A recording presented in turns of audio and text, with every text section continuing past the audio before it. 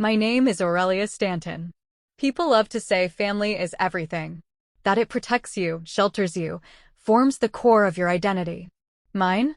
They kept me around like a spare key, useful in emergencies, forgotten the rest of the time. I wasn't disowned, just quietly overlooked. Not hated, just never included. Every family event was the same, a fancy invitation list that somehow never included my name. Galas, birthdays, charity luncheons, oh, didn't you get the email? They'd say with practiced surprise. My siblings, Genevieve, Matthias, Amelia, got standing ovations for simply existing. Me? I was the shadow hovering near the coat check. The final straw was the Stanton Foundation Winter Gala. A massive, glittering event held in Winthrop at the estate my grandmother once ruled with elegance and grace. The invitation list was published in the Winthrop Weekly, pages of names, bold and glowing. Mine was not among them. I called to ask, and the assistant chirped, "Oh, you must be coming with catering." Still, I dressed. Beige wool coat, gold earrings, modest heels. I told myself this time would be different. They'd see me. They'd welcome me. But when I arrived, the doorman blinked at me like I was lost. The clipboard in his hands didn't have my name. "I'm sorry, miss," he said, barely glancing up. "This is a private event." "I'm family," I replied, my voice catching on the cold air. "Aurelia Stanton." The woman at the front desk looked between me and her list. "There's no Aurelia listed. Perhaps you're here for the catering drop-off." It was humiliating, but not new. I stood there, heat flushing my cheeks despite the bitter snow swirling around us. Just then, Genevieve passed by the entrance. She looked directly at me, paused, and then kept walking. Security was called. Not dramatically. Just quietly efficient. "We're going to have to ask you to leave, miss." So I left. Into the snow, boots sinking into the white as the laughter and music carried out from behind those towering estate doors. My breath misted. My heart burned. I wasn't angry. Not yet. Just tired of pretending. They forgot one thing. I wasn't alone. As I reached the end of the driveway, a sleek black car pulled up. The door opened and he stepped out. Cole Maddox. Billionaire investor. Venture king. The man Forbes called the Phantom Tycoon. And my fiancé. He walked toward me with the calm power of a man used to owning every room he entered. The guards hesitated. "Aurelia," he said, voice smooth as the snow was cold. "You didn't tell me your family had such selective memory." Then he turned toward the entrance. "Come," he said. "We're going in." We walked back up the steps together. Security blinked. The event coordinator paled.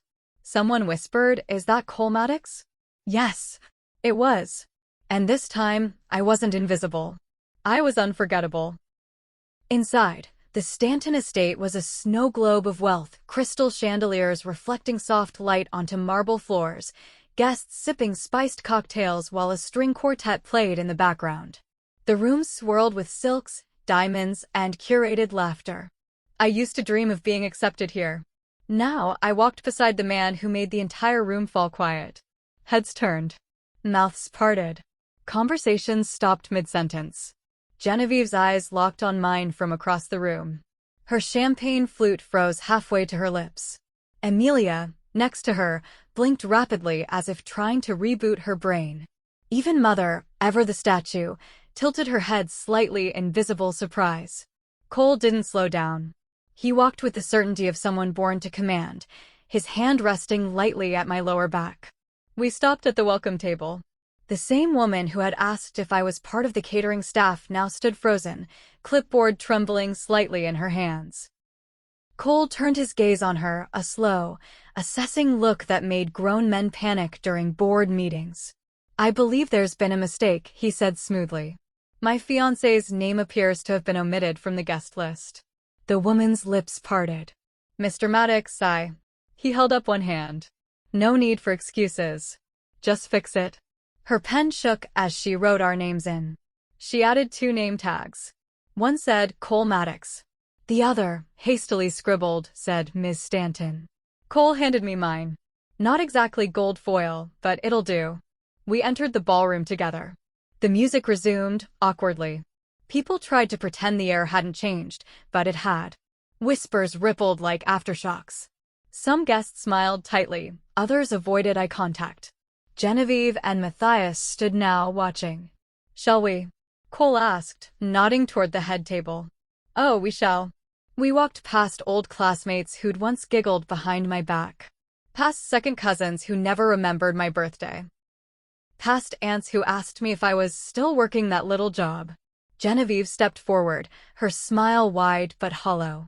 "Aurelia," she said. "We weren't expecting." "Obviously," I replied. Cole extended his hand. "Cole Maddox.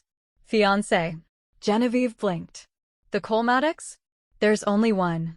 Matthias chuckled nervously, shaking Cole's hand. "Didn't realize you were engaged." "You didn't ask," I said lightly. The string quartet reached the end of a waltz. Applause scattered. Someone signaled the servers to bring champagne. Cole turned to me and said just loudly enough, "Let's toast to family, shall we?" I smiled. To being seen. We hadn't even taken our seats when the whispering began. "Did she say fiancé?"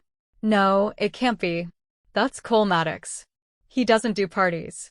He doesn't do people. Well, apparently he does Aurelia." It was almost musical, the way rumors traveled in this family. Fast, rhythmic, with just the right amount of venom dressed up as curiosity. Genevieve tried to mask it, but I saw it, the twitch in her jaw, the glance she threw at Mother, who simply nodded once in Cole's direction, her face unreadable. Matthias, meanwhile, looked like he'd swallowed a fork. The MC fumbled with the microphone. "Ladies and gentlemen," he began, a toast to legacy, tradition, and the ever-expanding Stanton family. His eyes flicked to Cole, a silent plea for approval. Cole didn't smile. He simply lifted his glass. After the toast, the room shifted into cocktail hour. Cole was pulled into a conversation with two venture capitalists from the East Coast, people who previously wouldn't have been caught dead at a Stanton function. Now, they were leaning in, laughing, begging for introductions. I slipped away for a moment, drawn toward the long corridor where the portraits hung. There they were, my ancestors, stern and proud. My siblings' graduation shots. Genevieve's photo at her debutante ball. Matthias shaking hands with some foreign dignitary. And me? There was one photo of me, tucked near the baseboard, half covered by a decorative vase. "Funny," said a voice behind me. "They put the flowers where your face should be." I turned. Amelia. She wasn't smiling. "You always like to stay in the background," she said. "No," I replied. "You all just never left me room at the front." She hesitated, then asked, "Are you really engaged to him?" I met her gaze. "Yes." "Why?" "Because people are already saying things. That you must have trapped him. That it's a publicity stunt. That it's strategy." "Strategy?" I echoed. She shrugged. "You've always been clever." I stepped closer. "Clever enough to inherit this estate from Grandma Clodagh before any of you even noticed it was on the table." Her eyes widened. I turned back to the portraits. "Tell the others. This isn't just a power play.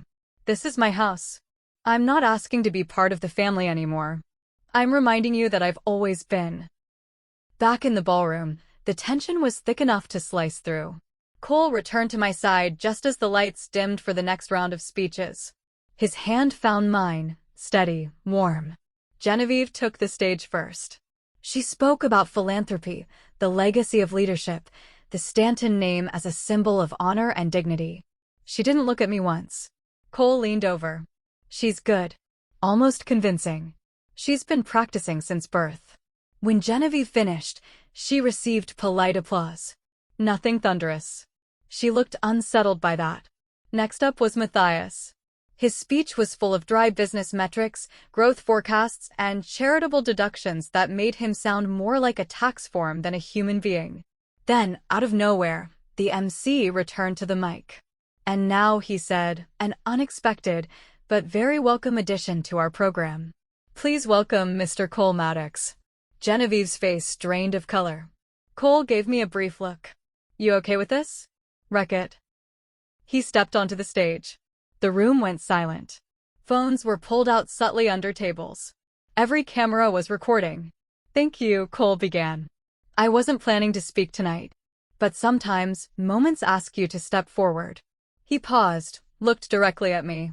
Many of you know me. Some of you don't. What matters is this. I came here tonight not to crash a party, but to stand beside the woman I love. The woman you've spent years pretending wasn't part of this legacy. Gasps. Audible. This woman, he continued, owns the deed to the Stanton estate. Legally. Fully.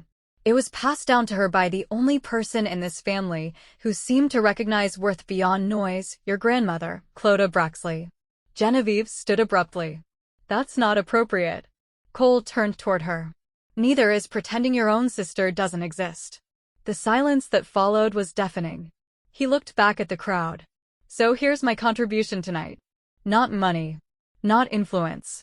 Just clarity. You can't erase someone who owns the foundation you're standing on. Applause. Slow at first. Then rising. I sat frozen. Not because I was stunned, but because for the first time I felt it. That elusive thing I had spent a lifetime chasing. Respect. The applause faded slowly, the room settling into an uncomfortable quiet. Cole stepped down from the stage, his expression unreadable. He returned to my side, hand finding mine again as if to say, we've just begun. But the real storm was still brewing behind the stage, in hushed voices and furious glances. Within minutes, a server approached us with a note on a folded linen napkin. The family would like a word. Library. Now. Cole raised an eyebrow.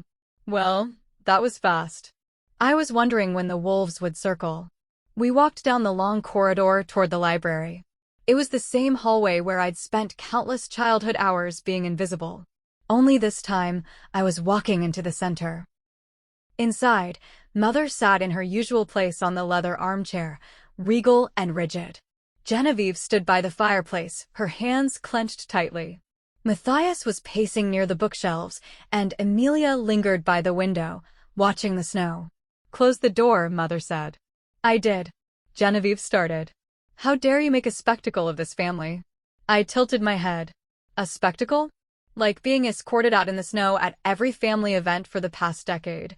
You humiliated us in front of donors, press. No, Cole interjected smoothly. You humiliated yourselves. Aurelia simply existed. Something you've worked very hard to ignore. Matthias turned to me, face flushed. Is this really about Grandma's will? About a deed? You could have handled this quietly. I tried quietly for years, I said, my voice colder than the snow outside. And you all thrived in that silence. Mother spoke then, softly. You've always been dramatic, Aurelia. Emotional.